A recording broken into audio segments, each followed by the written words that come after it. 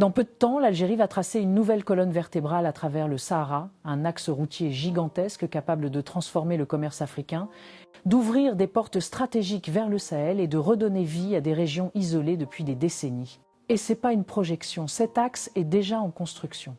L'Algérie a toujours eu un rapport particulier avec son sud, un espace immense, riche, traversé par des routes essentielles mais trop souvent isolées, difficiles d'accès, limitées par des infrastructures vieillissantes ou inexistantes. Pendant longtemps, le Sahara a été perçu comme un territoire lointain, où le temps avance différemment et où les distances deviennent des obstacles économiques.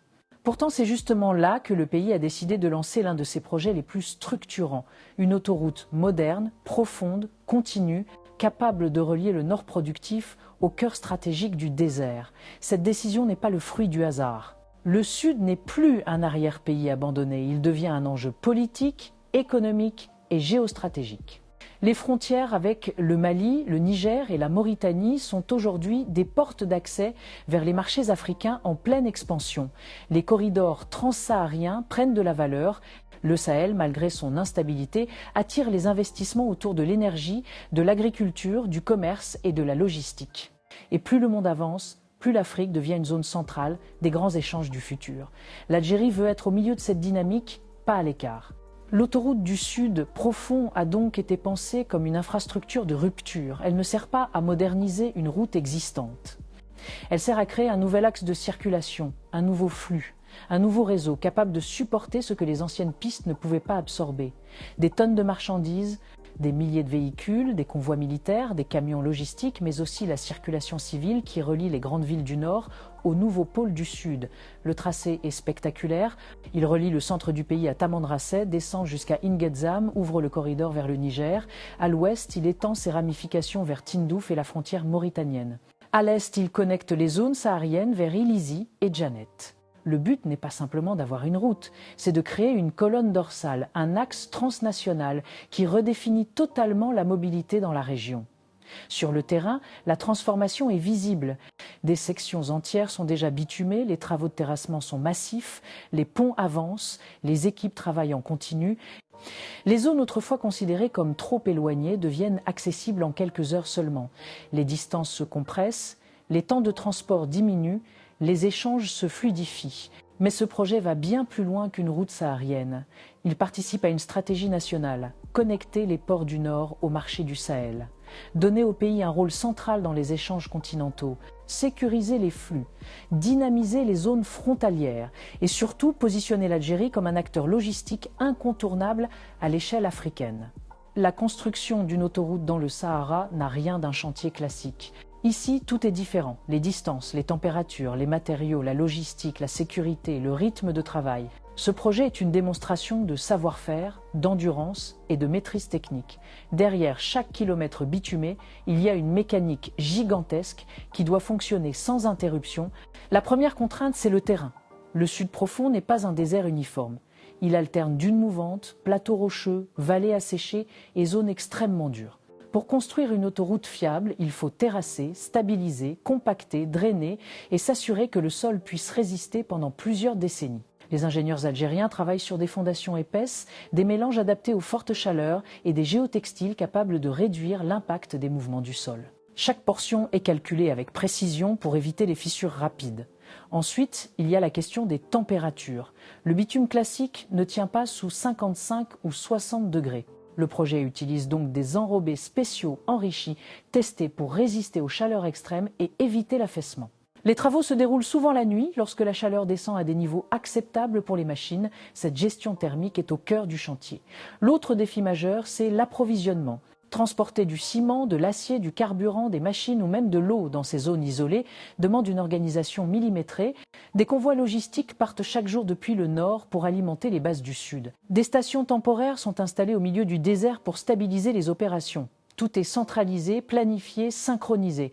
À proximité de ces bases, des ateliers mobiles assurent la maintenance des machines, tandis que des unités de stockage itinérantes permettent de réduire les temps d'arrêt et d'éviter les ruptures d'approvisionnement, même dans les zones les plus isolées. Mais la grande innovation du projet, c'est l'intégration du numérique.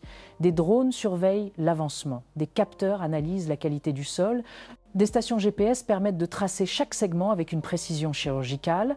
Le suivi en temps réel permet aux ingénieurs d'ajuster les plans, de corriger les anomalies et d'accélérer les zones en retard. À tout cela s'ajoute un élément essentiel, la sécurité. Le Sahara n'est pas un environnement neutre.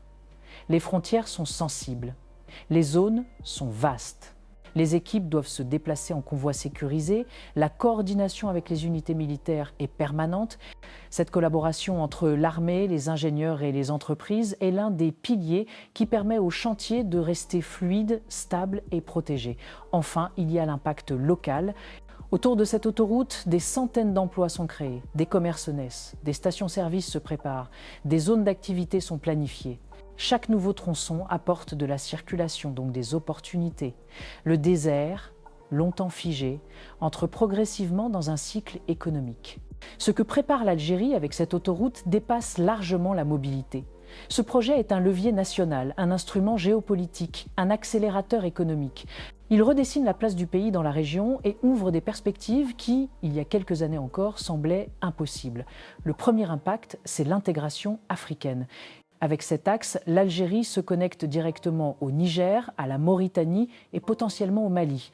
Cela signifie des routes commerciales plus rapides, plus stables, plus sécurisées. Le pays peut exporter ses produits industriels, agricoles et énergétiques vers des zones qui manquent d'infrastructures fiables. En parallèle, il devient une plateforme d'importation pour tout le Sahel. Le commerce se fluidifie, le pays devient un pivot continental. Le deuxième impact est industriel. Une autoroute dans le sud ne sert pas uniquement aux marchandises. Elle attire les zones logistiques, les bases de stockage, les ateliers de maintenance, les entreprises de distribution. Plusieurs pôles économiques vont naître autour de cet axe. Les villes sahariennes deviennent des points stratégiques. Tamanrasset peut devenir un hub commercial majeur. Inguezam, un centre de transit. Tindouf, un carrefour vers l'Afrique de l'Ouest. Le troisième impact concerne la sécurité nationale. Une route moderne, surveillée, éclairée, entretenue, permet des déplacements militaires plus rapides. Elle facilite la surveillance des frontières, la lutte contre la contrebande et les mouvements illégaux. Le Sud, longtemps fragmenté, devient plus accessible, plus maîtrisé, plus stable. Le quatrième impact touche directement les citoyens. Les déplacements deviennent plus simples, les denrées circulent plus vite, les coûts baissent. Les services publics deviennent accessibles. Hôpitaux, universités, administrations. Une route change la vie, une autoroute en change 1000. Le dernier impact est symbolique. Le désert cesse d'être une frontière intérieure. Il redevient un espace stratégique, un moteur, une zone où le pays construit son avenir au lieu de le subir. Cette autoroute n'est pas seulement un chantier, c'est une vision où l'Algérie s'affirme, s'étend, se connecte et se projette vers l'avenir. L'autoroute du Sud profond n'est pas un simple projet routier, c'est un repositionnement national, un nouveau souffle pour le désert, un corridor stratégique qui relie l'Algérie à son avenir africain. Un chantier massif qui transforme une frontière en opportunité.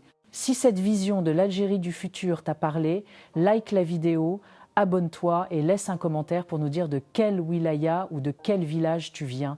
Je lis absolument tous les commentaires.